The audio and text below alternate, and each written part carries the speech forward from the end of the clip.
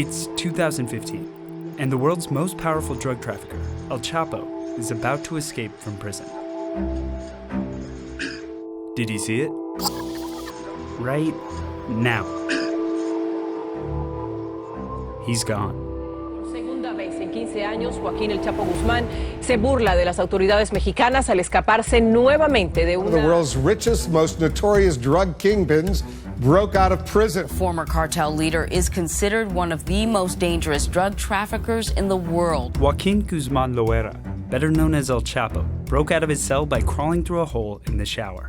The escape of Chapo Guzman translates into two things: more violence for Mexico and more drugs coming into the United States.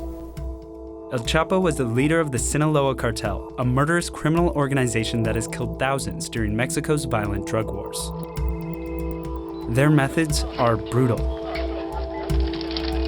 But violence isn't what makes El Chapo different from other traffickers.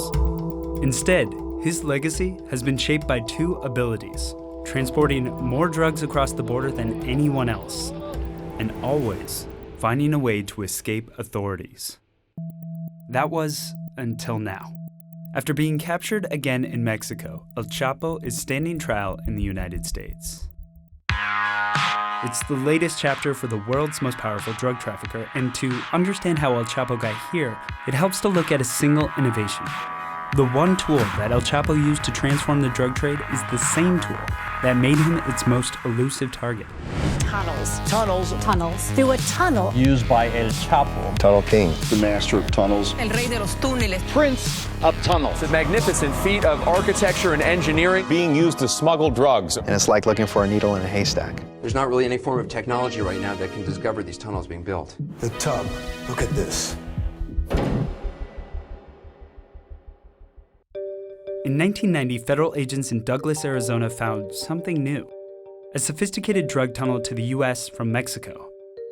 And when investigators got inside, they were amazed by what they saw. The tunnel was 300 feet long and lit by an electrical system running along the wall. At one end, a lever raised a hydraulic lift that opened an entrance in the safe house floor.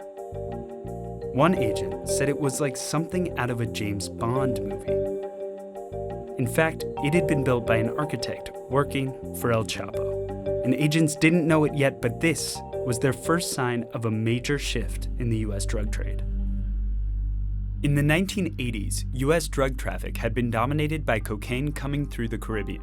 But during the next 2 decades, US forces led a crackdown, which changed the drug trade in 2 ways that put El Chapo in the right place at the right time. First, drug traffic shifted to routes through Mexico. Second, as national militaries worked with the US to destroy crops in South America, traffickers focused on drugs they could grow elsewhere.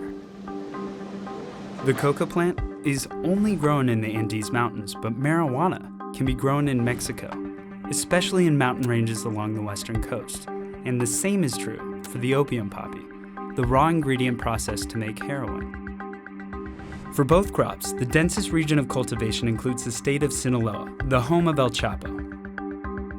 El Chapo also had the ideal way to move those drugs. Unlike cocaine, which is odorless and can be tightly packed into a vehicle, marijuana is bulky and has a strong smell. But by using his tunnels, El Chapo could get massive amounts across the border quickly. By 2010, El Chapo had become the most powerful trafficker in the country. And as the Sinaloa cartel increased their power, their territory expanded to include the entire western half of the US border. As their control spread west, one particular area became crucial to their operation: a suburb of San Diego called OTAY MESA. There are 3 reasons why they chose OTAY MESA, and understanding them gives you a sense of how sophisticated El Chapo's operation really was. First, it is near 2 major transportation hubs, Tijuana and San Diego, so drugs can quickly get to the border and out to dealers on the other side. Second, it's an industrial area across the border from Tijuana's airport, meaning there's a steady stream of noise and traffic that make it easy to go undetected. The third reason is the soil. To the west is ocean, where the ground is too damp, and to the east, the earth rises to become hard mountainous rock. OTAY MESA is located in between, and soil maps show a geological sweet spot where the soil is soft enough to dig by hand, but strong enough to support a tunnel. Yeah, this is the stair system. It's about a 70-foot drop. In November 2010, agents found a tunnel in OTAY MESA built by the SINALOA cartel. Inside, electricity-powered lighting and a ventilation system. Along the floor, a rail system allowed workers to remove rubble during construction and then transport drugs once they started using it. Over the next few years, agents found more massive tunnels. Tunnels like these can take several months and millions of dollars to build, but they're worth it. The tunnels are so big that traffickers can move multiple tons of drugs at once. As the SINALOA cartel continued building in OTAY MESA, their tunnels got more impressive, like building an entrance for one beneath a bathroom floor. El Chapo's tunnels are dug so deep that ground-penetrating radar can't detect them, and at ground level, the entrances are hidden in clever ways. But El Chapo wasn't only building tunnels to smuggle drugs across the border. In 2014, authorities raided his safe house in the Sinaloan capital of Culiacan. But El Chapo escaped by fleeing through a tunnel hidden beneath his bathtub.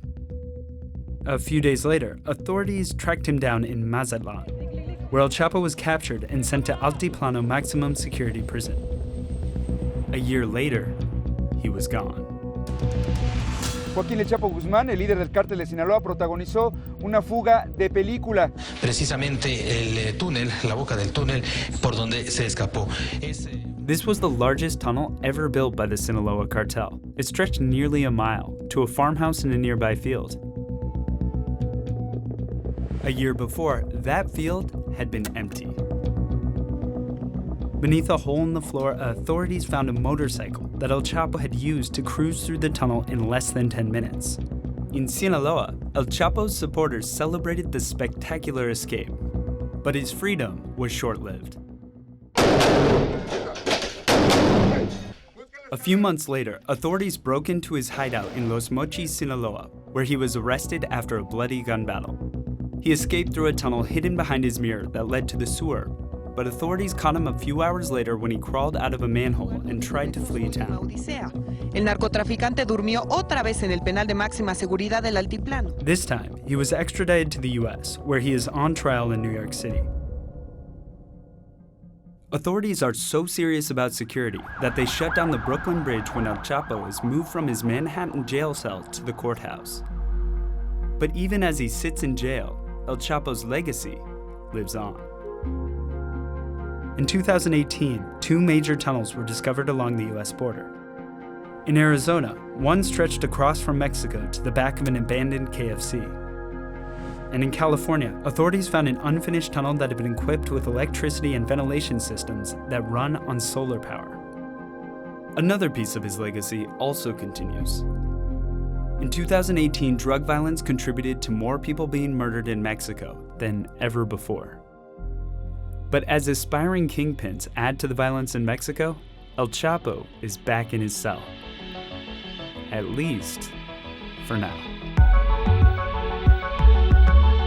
Thanks for watching. If you haven't already heard, we've launched a paid membership program called the Video Lab. It's a great way to support our journalism, and if you want to join, you can head over to vox.com/join.